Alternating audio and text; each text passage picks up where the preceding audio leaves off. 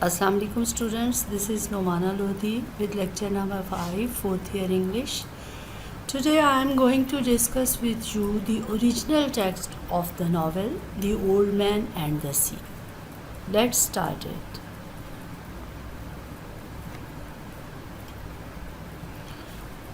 He was an old man who fished alone in a skiff in the Gulf Stream, and he had gone 84 days now without taking a fish.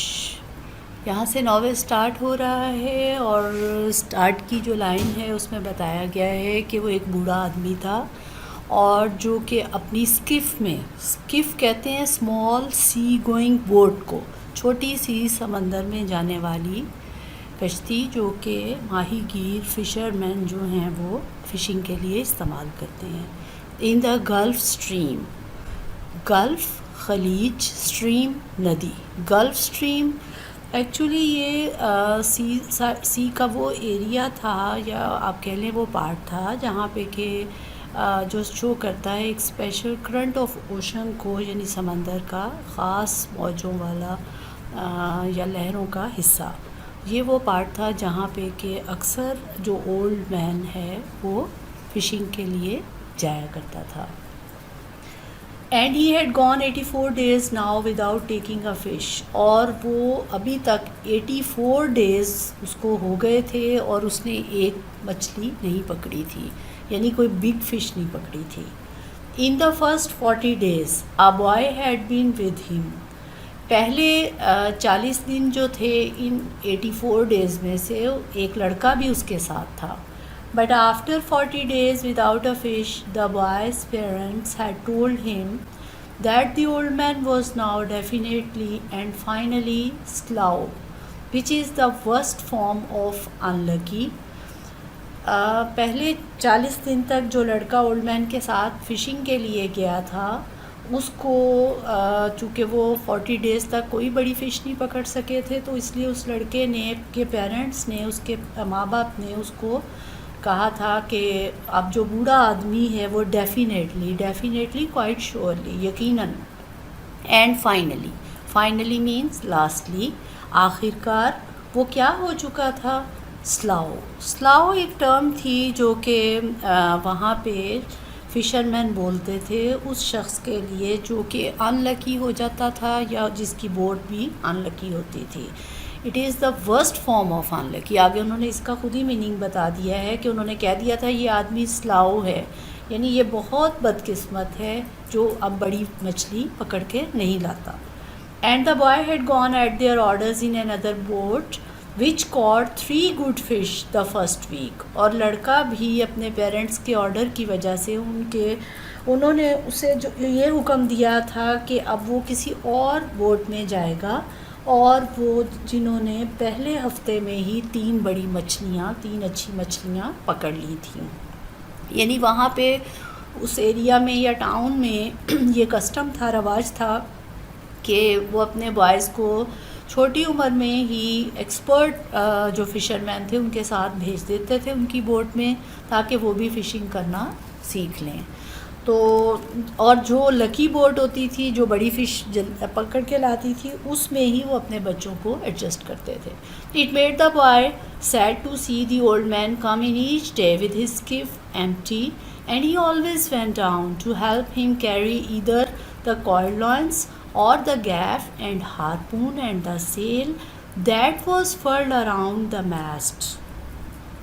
और लड़का बेचारा बहुत उदास हो जाता था ये देख के कि बूढ़ा आदमी हर रोज़ अकेला वापस आता था विद हिज स्किफ, अपनी छोटी सी कश्ती के साथ, एम्प्टी का मतलब खाली, and he always went down, हमेशा उसके पास जाया करता था, उसकी हेल्प करता था क्या करने में, उसका सामान जो फ़िशिंग का होता है उसको समेटने में। कौन कौन सा सामान यहाँ पे मेंशन किया हुआ है, द कॉइल्ड लॉइन्स, यानी वो उसने जो गुच्छा बना के अपने गोलों की शक्ल में जो डोरियाँ वगैरह रखी होती थी वो, और द गैफ और हारपून जो है ये भी फ़िशरमैन के टूल्स या वेपन्स होते हैं।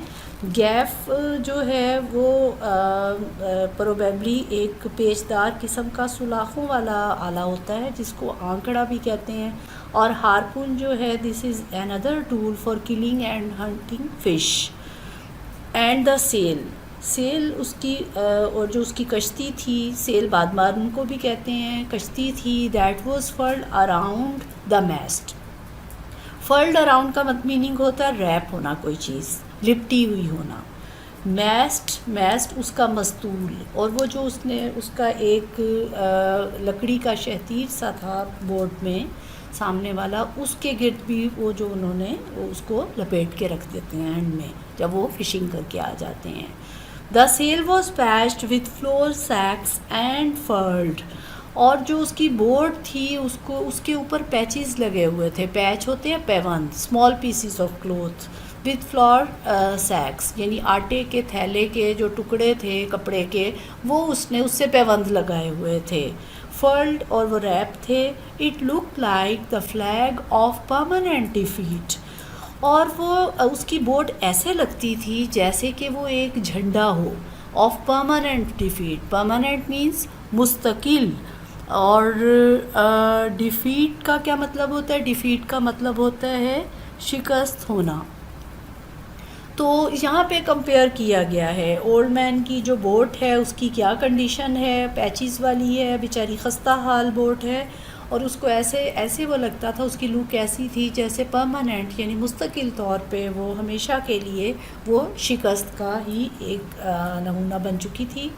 Next paragraph number 2। The old man was thin and gaunt with deep wrinkles in the back of his neck. बूढ़े आदमी की यहाँ पे ओल्ड फिशरमैन की यहाँ पे जो है डिस्क्रिप्शन बताई हुई है कि उसकी फ़िज़िकल अपीयरेंस कैसी थी, वो देखने में कैसा था। थिन का मतलब होता है दुबला पतला होना, और गॉन्ट होता है वेरी वीक, लागर बहुत कमज़ोर। विद डीप रिंकल्स, डीप का मतलब होता है गहरे, रिंकल्स कहते हैं झुर्रियों को। In the back of his neck, उसकी गर्दन की पुश्त पे।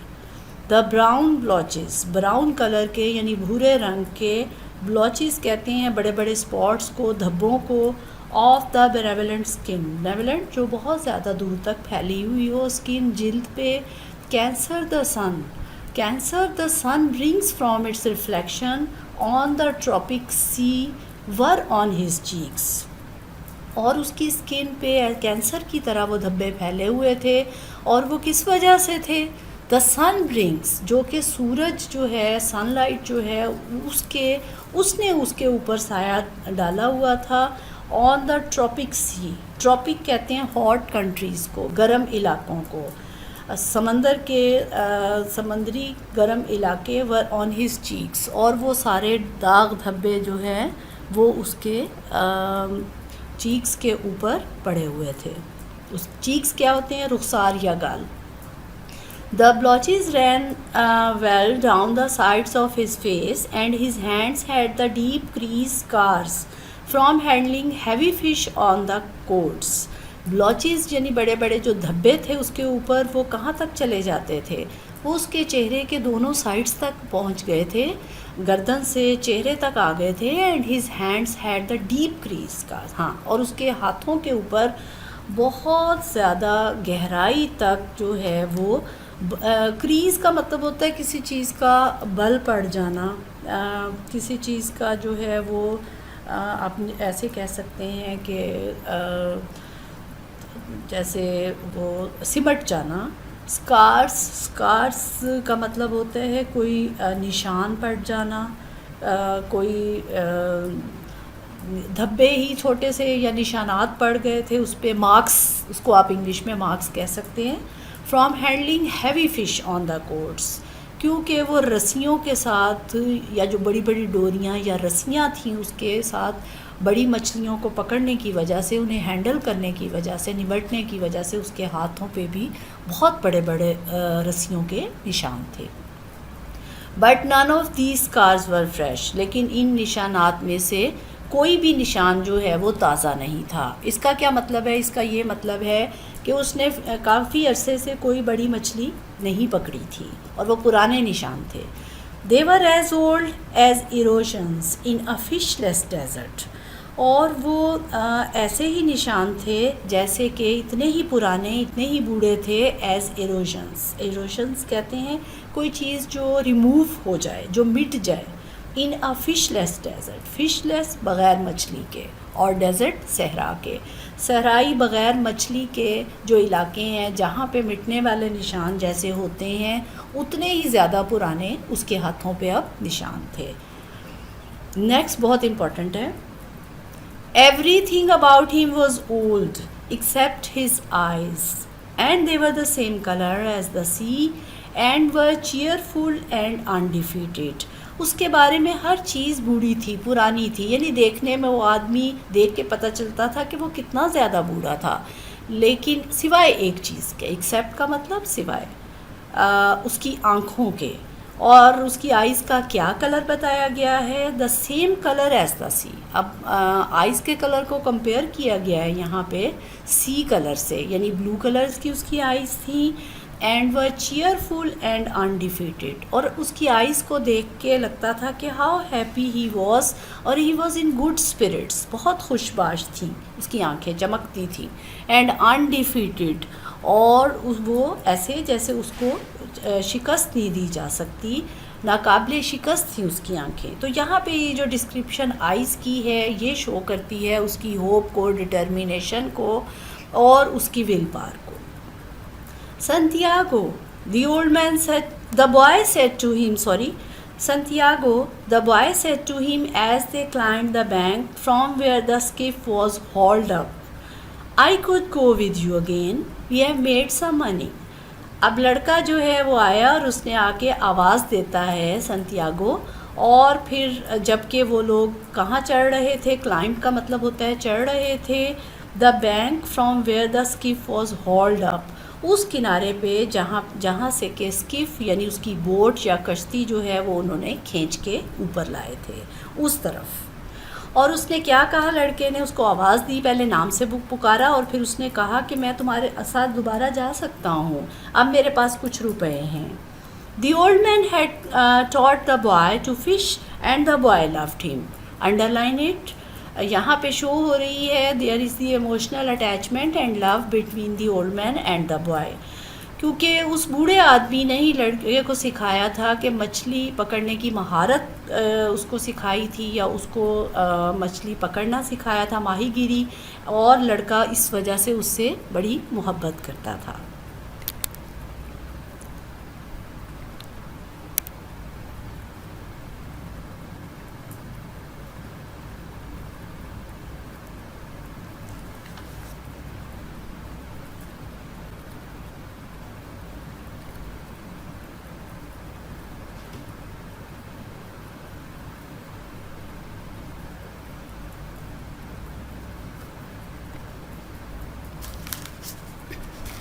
जी, तो उसके बाद जो है वो यहाँ पे फर्स्ट टाइम डायलॉग स्टार्ट हुए हैं, और आगे आप देखेंगे कि नेक्स्ट पेज ओपन कीजिए। No, the old man said, you are with the lucky boat, stay with them. लेकिन ओल्ड मैन इस चीज़ से रिफ्यूज़ कर देता है, वो कहता है नहीं, तुमने लकी बोट के साथ ही जाना है।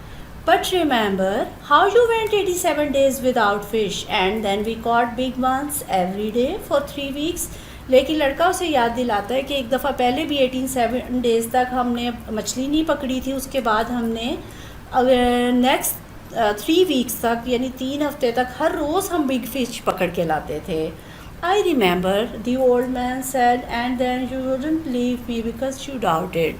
हाँ, उसको याद है ओल्ड मैन को ऐसा हुआ था, लेकिन वो कह रहा है कि लेकिन तुम तो मुझे छोड़ना नहीं चाहते थे क्योंकि तुम्हें शक था, कि तुम्हें यही था कि मैं बड़ी मछली पकड़ लूँगा।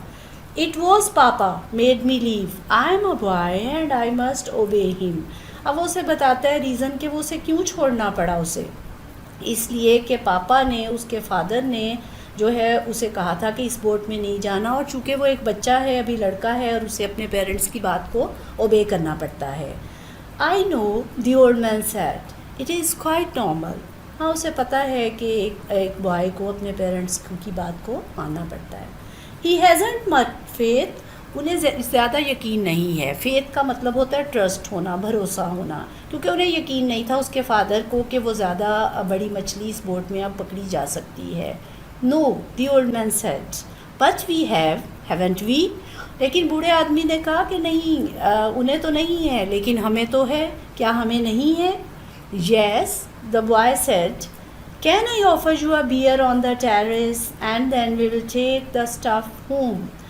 उसके बाद वो लड़का कहता है हाँ, इट मीन्स कि उसे ट्रस्ट है, उसे यकीन है कि इस कश्ती में भी, इस बोट में भी वो कभी बिग फ़िश को पकड़ेंगे। उसके बाद वो उसे ऑफ़र करता है बूढ़े आदमी को शराब की, मशरूब की, कि वो उसकी बहुत केयर करता है और उसके लिए खाने पीने के लिए भी कुछ ना कुछ लाता रहता है। और वो कह रहा है कि मैं आपके लिए क्या आपको मशरूब दे सकता हूँ। ऑन द टेरेस, टेरेस होता है रेज प्लेटफॉर्म, एक ऊंची जगह या चबूतरा जहाँ पे के फ़िशरमैन जमा होते थे। And then we will take the stuff home, पहले आप कुछ पी लें, उसके बाद जो स्टफ़ है, स्टफ़ क्या है? स्टफ़ है फ़िशिंग मटेरियल और सब्सटेंस, यानी यही सारा सामान वगैरह उनका जो है कि वो घर लेके जाएंगे और वो लड़का उसकी घर सामान ले जाने में भी हेल्प करता है। Why not, the old man said, between fisherman, और बूढ़े आदमी ने कहा कि क्यों नहीं, अभी पिएंगे और हम जो दूसरे माहीगीर हैं उनके दरमियान जो हैं वो फ़िशिंग करेंगे।